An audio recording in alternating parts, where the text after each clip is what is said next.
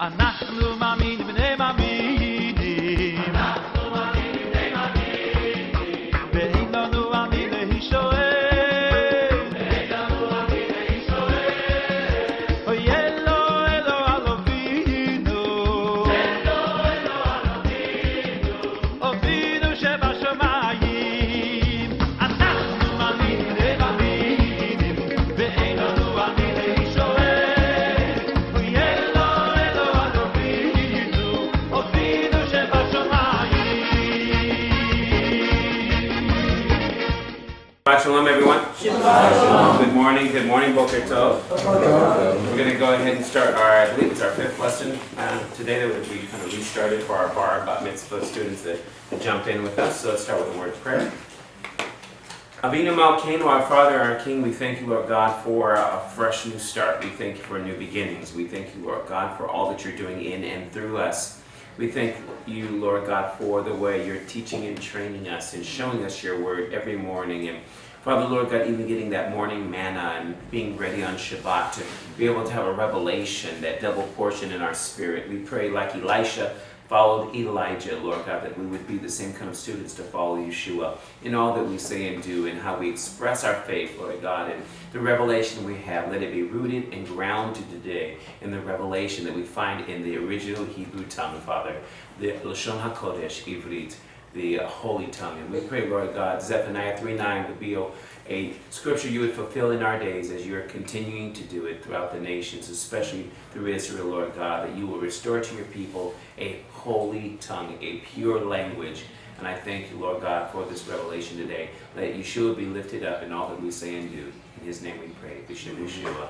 Amen. Amen. All right, so let's do a quick review and then we'll do our Aleph Beit sounds. Okay, so how many letters do we have? 22. 22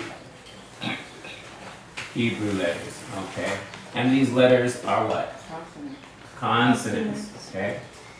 We found out that out of the 22 Hebrew letters, how many can be a prefix? 11 prefixes. That means one letter is prefixed to the front of the word, just like you can have a suffix, and these prefixes can indicate a whole word, or sometimes a bit of a creative phrase, like Bereshit. In the beginning is really in the first or at first. So then we also have how many vowels? 5 vowels. The typical A, E, I, O, U that we'll review in a second.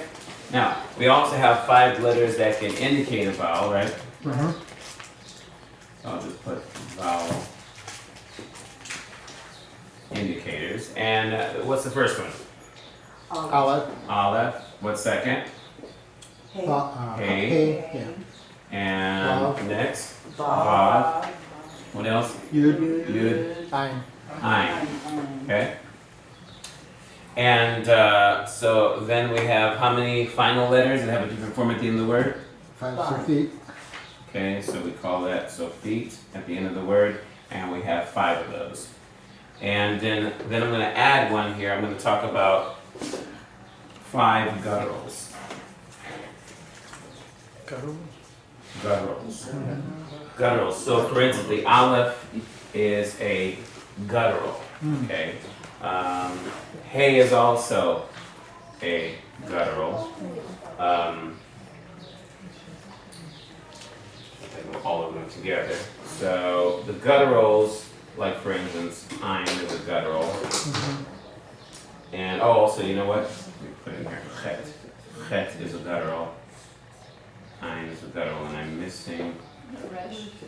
Yes, thank you. I don't want to make it look like glutes. Sorry. Give myself more room. Oh.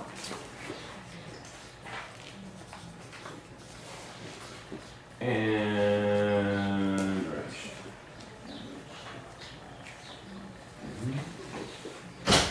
so there are certain rules that we'll learn about the gutturals. We probably won't focus on them today, but for instance, you'll never see a shva like this underneath a guttural. There's a reason for that. This is why we created 3 vowels that are hataf. So for instance, you might see this under an aleph, but you'll never see a shava by itself, because then that would make it non-existent. Under ed, if it's the first letter of a word, you wouldn't have the first sounding at all. Right. You would just totally ignore it. So for instance, if I had avodah, and I had a shava underneath here, the problem is I would just literally have vodah, because now this is non-existent, because the shava is going to cut the sound. So instead, if I want a short, reduced, a small, short sound for an ah, I'm going to do the chatach patach. So you'll never see that. Now, this is exactly what happens in the with Yud Hey Vav Hey.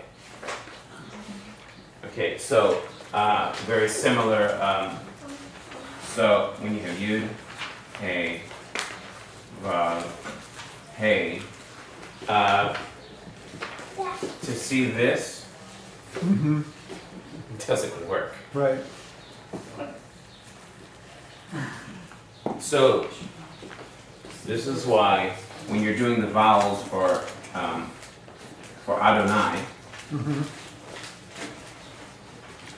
you'll see different vowel markings that then get confused into various forms, the JW form, without going into it. Or, you hear people saying ya and then close that with way. All of this is a guesstimation, but if you don't understand how Hebrew works, you won't realize that you can't have a shava underneath a guttural.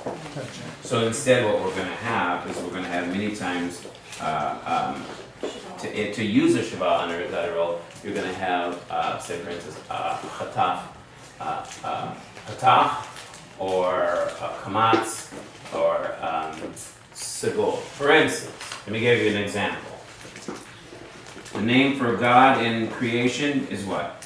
Bereshit, bara, Elohim. So here are the letters, without any thoughts. Okay. So I could not have a shava underneath this. It would be Lohim.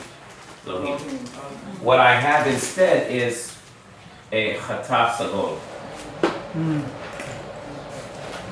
Because I need to have an E in there. And if I put a shva, it's going to literally wipe it out, because aleph is already silent. Okay? And because it's a guttural, it needs to have something that gives it sound. And so here we have the sagol here, but what I have next to it is a shava.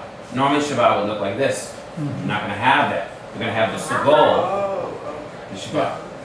Yeah. Because you do not put a shava under these gutturals. Does that make sense? So that's why we have vowels that look like this, or look like this, or vowels that look like this. What is the similarity between all three? The shava, which makes it what we call chataf. It's reducing it, but it can't reduce it to nothingness. We need a sound. If I normally put shava, let's say under bet, even as a prefix. Here's the letter beit, and I put a shva. Give me the sound of that. Bet. Bereshit. Yeah. Some even say Bereshit or Bereshish if you're Ashkenazi. So that's a whole other explanation I don't have time to go into right now. But just know that this normally is a short S sound, sometimes it's almost non-existent. For instance, when we say teshuvah, we say teshuvah. In Israel, they don't say teshuvah.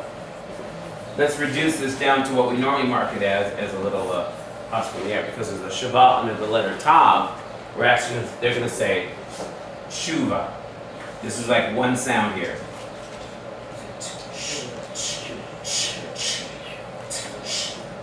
Say that together. Say it faster. Shuva. So that's how they're going to say it in Israel.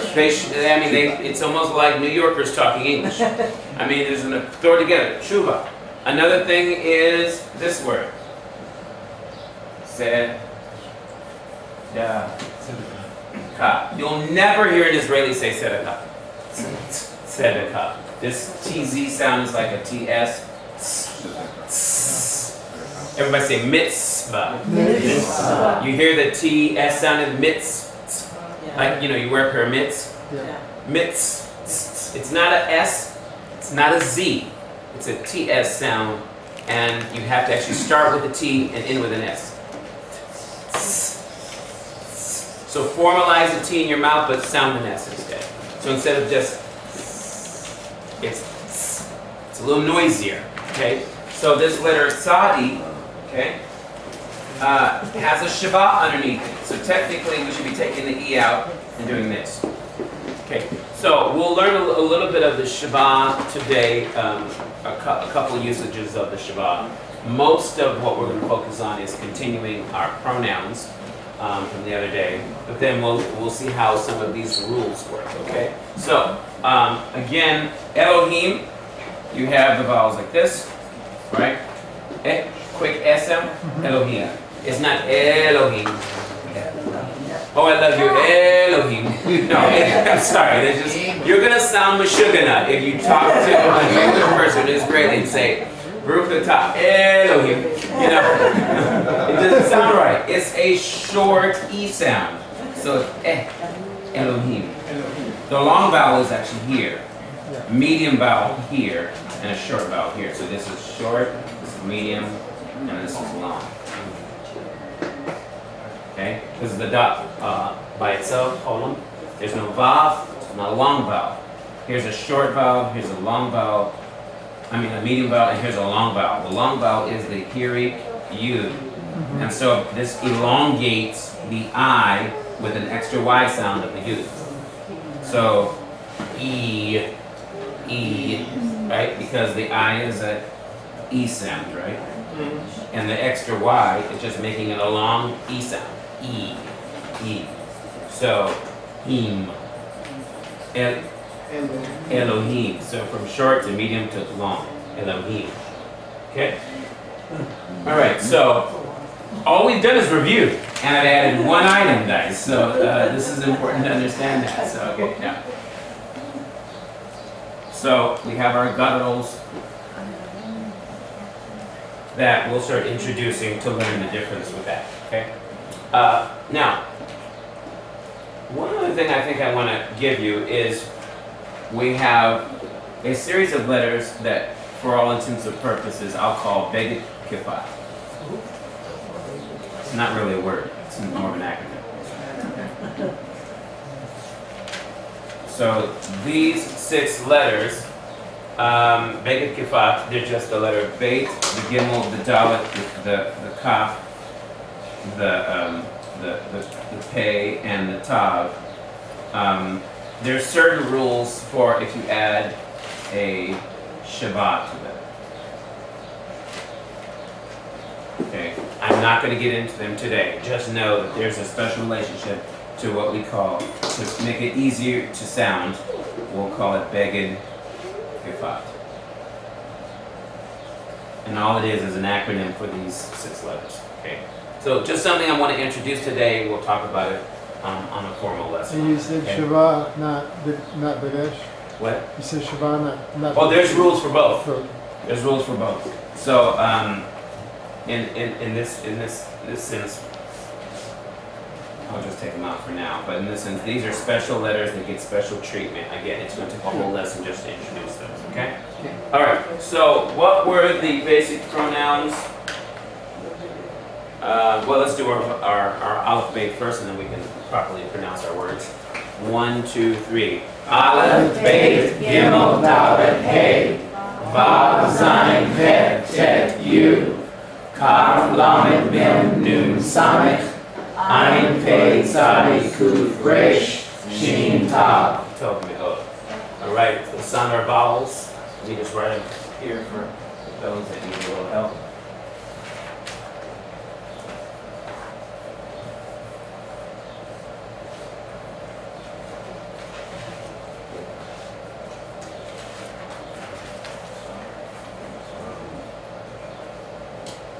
So, 1, 2, 3. A, E, I, O, U. Again. A, E, I, O, U. One more time. A, E, I, O, U.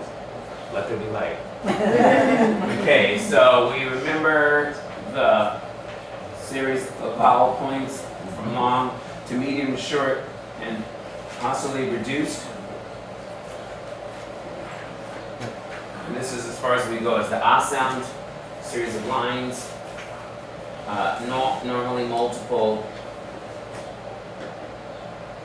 dots, starting with 2, then 3 in a downward triangle, then the 3 with a downward triangle and a shaba, and then the shaba by itself is considered an S sound for the vowel E. And then if we have the I vowel, which is pronounced officially E, then we have just 1 dot, followed by a yud, or 1 dot. And they go underneath the letter, followed by the yud, or just underneath the letter without the yud. Okay? And then, usually for the O and the U, what's our rule with the vav? On the top. The dot on top, we say, oh, look at that bird in the air. And the dot on the side is like a woman's purse. Ooh. That's how you can remember that. Okay? The other options, we had the dot by itself. We have the kamat, sometimes uses an O sound, very few, seldom times. Whenever it there's a kamatz with a shva next to it called chataf kamatz, then it's always an O. There's no other way for that to be sounded but as an O. Occasionally without the shva, it can be an O. Most of the time, this is an ah sound. When it's an O, you learn it that way. It's just a word you learn like I before E, except after C in English. You just learn certain rules. You just lock it in the pocket, and you just know that's what that is. Okay? So, for the most part, if we have lines, we have what sound? Multiple dots like multiple eggs, we have what sound? Egg, as in eggs.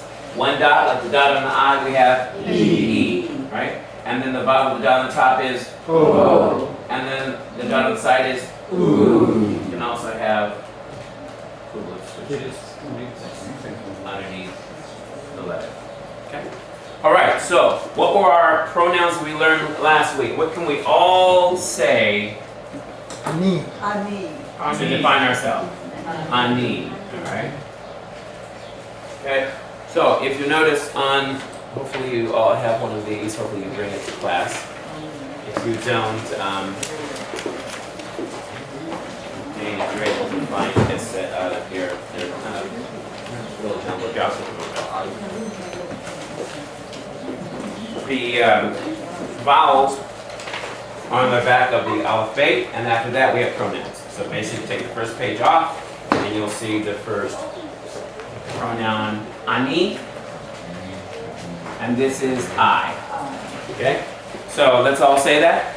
Ani. Why don't you turn your neighbor, ladies going first, tell us your name, just say ani and your name, especially if you know it in Hebrew, say it in Hebrew. Ani.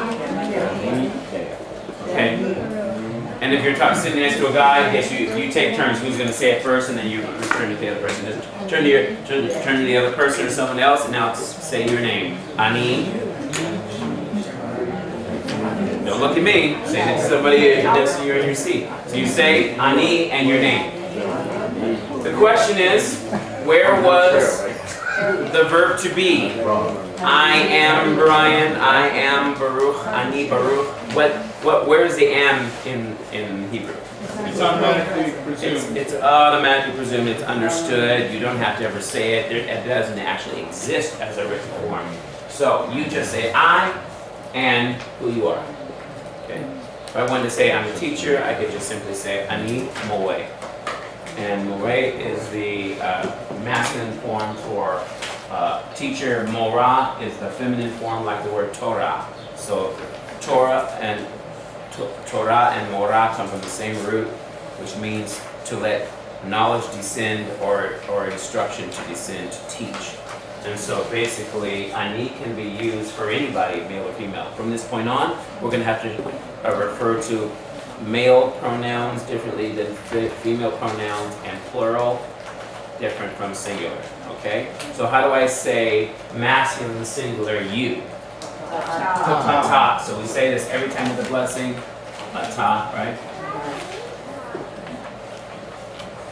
So we have atah.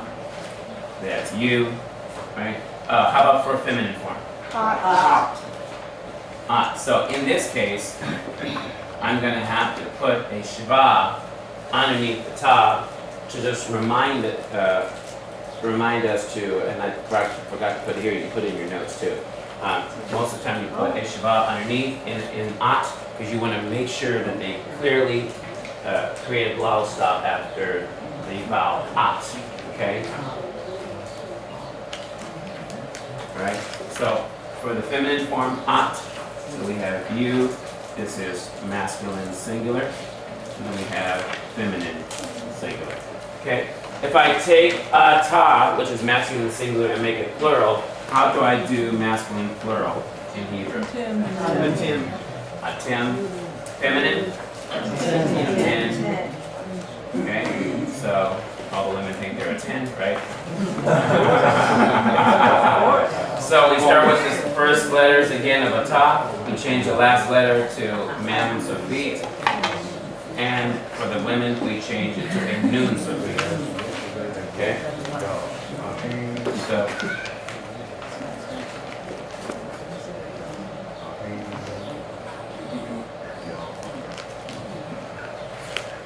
the goal would be the vowel underneath the top. Okay?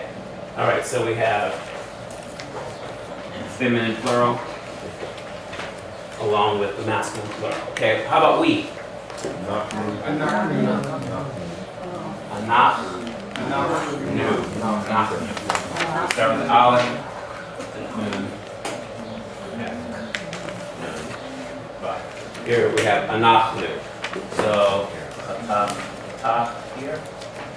We need a shiva to bring the no, actually not shiva there. We need another top here. So then we put the shiva here to create the glottal stop of anach. Anach is the letter chet, and then we need nun. Okay? Anach nu. Okay? So that was last week. How do we say he? Who? Who? So how are you gonna remember this? Who is he? Who is he? He is she. Who is he? Now what you're thinking when you say who, you think this. Who? But this is gonna way to force your brain to remember. Who is he and he is what? She. Ah, okay. So we're gonna start with the letter hey for both. Now this is how you spell he. Remember, the I vowel is pronounced E. So he, I know what you're thinking he is she. Not to confuse genders, because there's enough of that going around. Just saying, he created perspective. God did a special order in Genesis. And he was doing it. So, who is he? So here is he. And here we have she. But it's just fun to learn these ways to remind our brain to hear it. So we start with the letter hey. In this case, for he, we're going to use a U, but for structure, we have a letter aleph, which is silent. It's there for structure. It doesn't have a vowel underneath it, so there's no sounding of it. It's just there for structure. Okay? He. Okay? And then the same thing you have with, well, I'm sorry, I flipped them backwards. This is he. So we have who? I haven't had my coffee yet. I only have one shot. I need about 2 more to make the day nice. Okay, so here we have who and we have he. So, everybody see that? Okay, so if we wanted to take it into masculine and feminine plural, we're going to take off the last 2 letters on both and just do this. We have hey and we have mem sofit, and we have hey, and we have nun sofit. Notice the similarity. We took off the hey, right, and we made mem sofit. We took off the hey of a ta, or we could say even took at and added nun sofit. Notice for plural on both, we use the mem and the nun sofit. We're going to do the same thing with they, or them for masculine and feminine. So the plural of who is hem, right?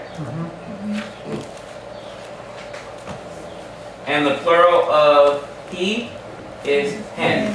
So it always seems to piggyback off the masculine form. So you go from the masculine over to the plural, and then we take that same masculine plural and then convert it with a nun sofit piece. Okay?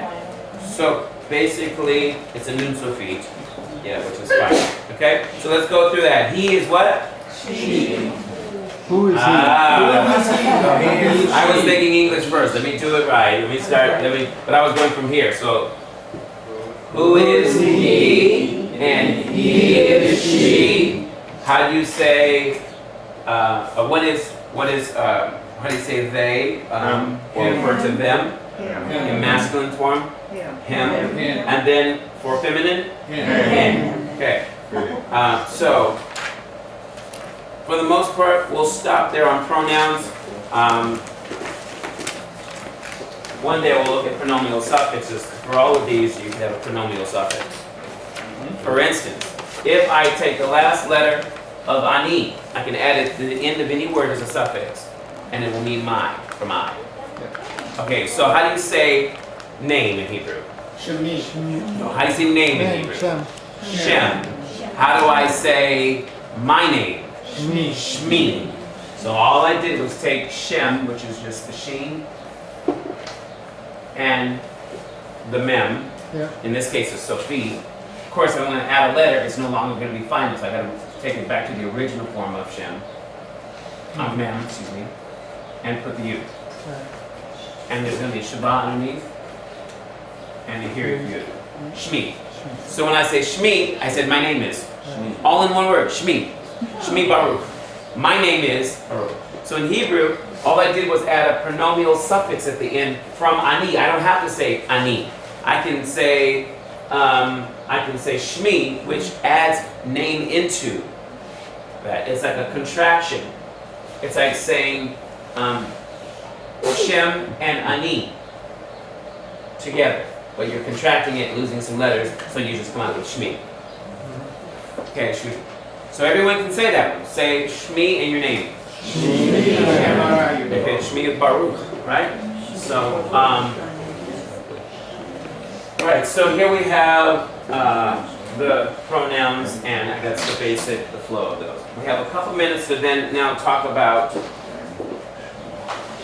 the Shva. Okay. Does everybody have? Well, you have this on your notes. Does anybody need any explanation on these? Okay, we're good. All right. So let's see if we can add to the lesson a little rule of thumb. And we talked about this very interesting vowel that kind of is in a league of its own. And this is called the Shva. You'll see sometimes in biblical scholars will say Shwa. Again, those are the same people that want to make the Vav a W sound and add way to the first two letters of the name of God, Yud Hey. And so, again, in modern Hebrew, it is a V sound. Whether it was a W in biblical Hebrew, that's all a matter of opinion, and it's all based on, do you believe that they had more of an Arabic sounding letter than a Hebraic sounding letter? And again, lines can get crossed very easily. Who's to say who borrowed from who?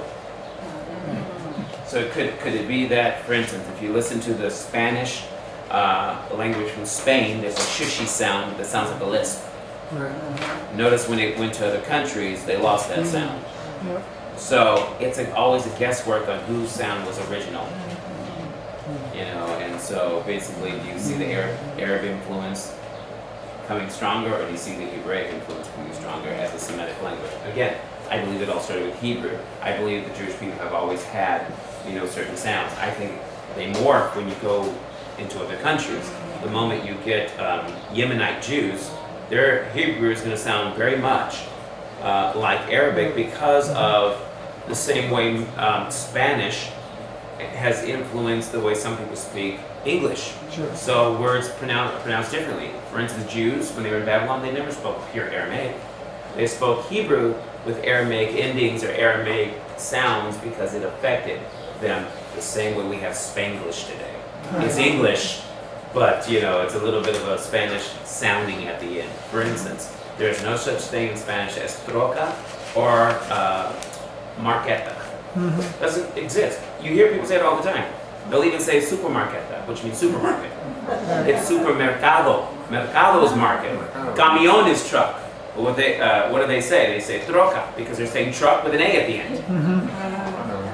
And Jews did the same thing. They took Av, father, and with a dagesh and an extra aleph, they created Abba. And that was an influence from Aramaic in Babylon for my daddy, my father, daddy, papa. Okay? So again, influence is everything. So this Shabbat looks like this. We tend to refer to it with another vowel marking as chatah, but that's referring to what it does to the vowel, not so much what it's called. In the spelling of Shabbat, if you take a look at the names of each vowel, you'll notice Shabbat is in the E section, it's the bottom one. It actually uses a Shabbat to spell Shabbat. So we take the letter Shin, right? And we're going to put the dot on the right side, because remember the dot on the right side gives us the right way to pronounce it, which is a sh sound. We're going to put a Shabbat underneath here. We're going to put here a Vav.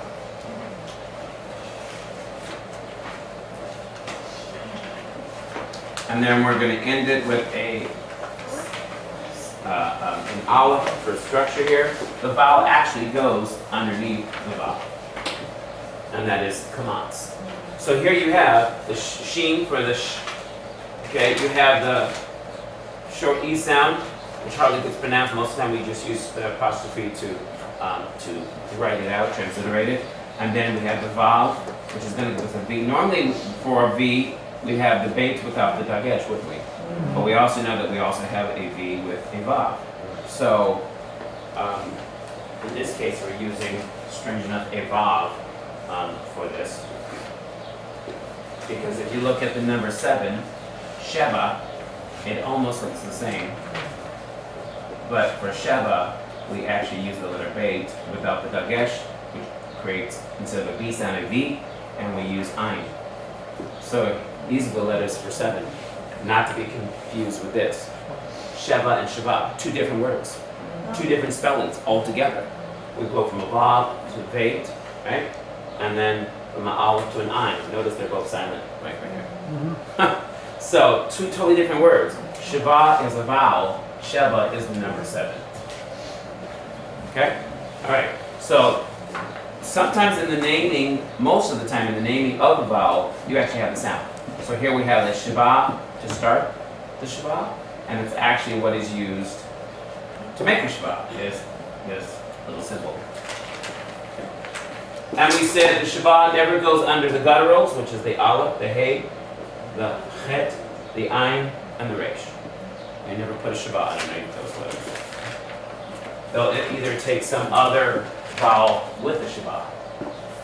Okay, so it'll take one of these forms here. At the top, the kamat, or the sigol. So chataf sigol, pataf sigol. Chataf sigol, chataf pataf, and chataf kamatz. Okay?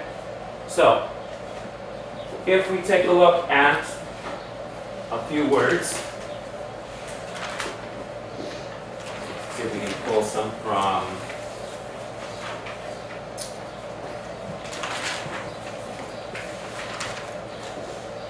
here's a good one. Let's turn your page over from the pronouns and look at Hebrew nouns. Everybody find this page? So masculine and feminine are on a chart here. So here, and their dalet looks almost like a resh. Don't be confused with that. Because I pulled this is from a chart I pulled offline or online, not offline. So here we have second word here, a dalet. Okay. We have the letter veit without the dagesh, and we have the letter resh. Okay. What is this? Word. Word, the var. So we have the var. You see the dalet? Yep. Underneath an a sound, with, which is the kamatz. We have the letter beit without the dagesh, the dot in the center. It's a V. Then we have another kamatz, and then we have the letter resh. So we have davar. What does davar mean? Word. Word. If I have a bar mitzvah candidate coming to the reading table, and they have a davar Torah, what's that? a description of what they read. But what's a literal Word of the Torah. word of Torah? Word of Torah. So a word, because there's no ha, it's a word of Torah. It's not the Torah. It's a word of Torah. Okay. So in a construct state, Devar Torah is a word of Torah. Its of is understood here because this is in a construct state. That means it's already of is included. It's no different from when you see a synagogue with this name, Beth Shalom. Right. And really it should be Beit Shalom. But imagine that this is in a construct state. It's house of peace. Of is understood in this form. Again, we'll talk about construct another time. But here is the var. Now, if I want to take it into the plural form, I'm going to lose a vowel. And it's going to become a shabbat because I'm going to go from 2 syllables to 3. So I'm going to add a plural, masculine plural suffix at the end, which is im. So we went from devar to the name of the book of Deuteronomy, Devarim. Devarim. Devarim. That's how the Israelis say Devarim. Their R is going to sound like a soft and like almost like a W sound. Devarim. Okay? So devar went to plural by adding im at the end. So talmid is a what? Student. How do I say students or disciples? Talmidim. So the im at the end is masculine plural ending for a word. What's the feminine plural ending for a word? Ot. So talmidah. So talmidah is one girl student. Talmidah. So we changed the kamat hey to the ot, and we have talmidot. Now think of the festival or Feast of Tabernacles. We build a sukkah, Right. but the whole festival is called what? Sukkot. Sukkot. So that's tabernacles. That's why it's called the Feast of Tabernacles or the Feast of Booths, plural. So this is the feminine plural ending for a feminine noun, asa. So that a is usually an indication of a feminine gender noun, like Torah. The Torah is feminine. It's a woman. In that sense, that it's to be received the way a woman should be received, with care, with love and concern and protection. You protect the Torah, you care for the Torah. So sometimes in words like wisdom, you see the word she in the text, right? It talks about wisdom in Proverbs 8, and it calls her a she. Why is that? Because it's the feminine gender noun, that's all. And you could have said it, but just know that in the text, for he and for it, it's the same. If it's a masculine gender noun, you actually are saying he or it. The menorah is a he. Right. Sure he is, he's the light of the world. Right. But even as a thing, it's a he, because it's a masculine gender noun. You could technically call it a she if it was feminine gender. So you can talk about the Torah as she. It's like Our Lady Liberty. The nation is a she. Goes across boundaries like that. Okay. Last thought. I wish we could get more into this, but we'll save it for next time. Okay. We can see that under the first letter of a word, it's a short S sound, shva. Okay. I used examples of sedek, sedekah, but actually it's more like this. And so the Shiva underneath the Sadi,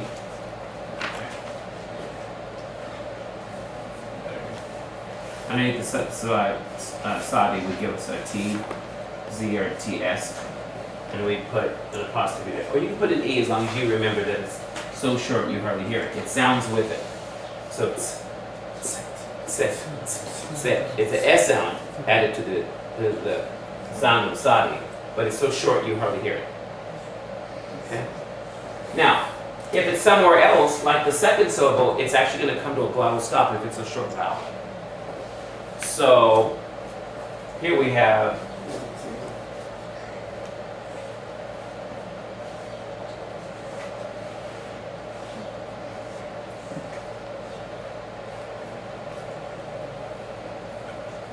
what's this? It's It's a mitzvah. Mitzvah. Wait a minute. You see the short vowel here? It's not long. There's no yud in between. So this actually closes out, makes a closed syllable. Mitz. So the word is now divided like this. Mitzvah. So the Shabbat after a short vowel is going to make it a closed syllable. Mitz. If it was long, it would stay in open. Okay. Now, technically, when you have words like Sheva, they're both open syllables. Because remember that these can be an indication of a vowel. So even though we have the general rule about syllables being either open or closed, which is normally consonant plus a vowel, and then you have consonant plus a vowel plus another consonant. If that consonant is one of these, it's still open, because your mouth stays open. So technically Torah is still ending with an ah sound, because the hey is an indication of a kamatz hey, a vowel. So it is not technically closed, because it is one of these five. Therefore it stays open. That's why your mouth stays open. An open syllable is one where your mouth stays open. Ah. And it's usually a long vowel. Ah. It stays open a long time. Okay? In this case, the short vowel causes it to shut down. Mitzvah. Mitzvah. Okay? So what you have to get very familiar with is using the shva and knowing where it is in the word and knowing what it does. If the shva is under the second letter and it's followed by a short vowel, it's going to close it out and you're going to sound these together as one syllable. Mitz. If this was a long vowel, then it's going to work differently and it's going to be separated this way. So if we had a yud here, it would be mi tseva. Because what's going to close it off is that short vowel, or that shorter, the long vowel is going to keep it long, me. So the hearing yud is long, but the hearing by itself is medium. It's shorter than the other. It's okay. All right, so everybody good on that? You're going to overwhelm, right? So we're going to have to practice this every single week to get you proficient in using the shva, because it is probably one of the most confusing things in all of Hebrew is when and where and how to sound the shva. Okay? And notice that you don't get to put it where you want. It is already an established language. So you just learn the rules when it's in a given word. So what we'll do is next week, I think we'll just put a series of words with shvas, and we'll find out what the general rules for the different words, and we'll lock in rules for the shva, okay? So next week is a shva week, all right? Okay. So everybody come ready learning shva. I would encourage you to go online and look up shva and just see as much as you can for this vowel here. So you might have to say Hebrew vowel, shva, or something like that. Google it. So you can come back with some education. Okay, let's close the prayer. Avinu Malkeinu, our Father and our King, I thank you for these wonderful students as they're learning to not only use the shva, but every a letter in the Hebrew language, not only to study your word, but to communicate it, and Father, to understand it. In all of our getting, we must get understanding. I pray that today that the students will not just stop in their learning in this classroom, but they would continue the learning outside these walls and continue to communicate what they learn to others so that they create a hunger, a thirst for righteousness. Father, we're doing what's right because it's the right thing to do. This is your word. This is your language. And Father, we give you all the praise, glory, and the honor that you have given us life. You've given us the communication to share our eternal life in you, especially in your Son, Yeshua the Messiah. In his name we pray. B'Shem Yeshua. Amen. God bless you. May the Lord bless you and keep you, and make his face to shine upon you, and be gracious to you. May the Lord lift up his countenance upon you. May the Lord grant you his peace. Yivarechecha Adonai v'yishmerecha, Ya'eh Adonai panav elecha v'yihunecha, Yisa Adonai panav elecha v'yasem lecha shalom. May the Lord bless you and keep you, and make his face to shine upon you, and be gracious to you. May the Lord lift up his countenance upon you. May the Lord grant you his peace. Yivarecha Adonai v'yishmerecha, Ya'er Adonai v'navelecha v'hu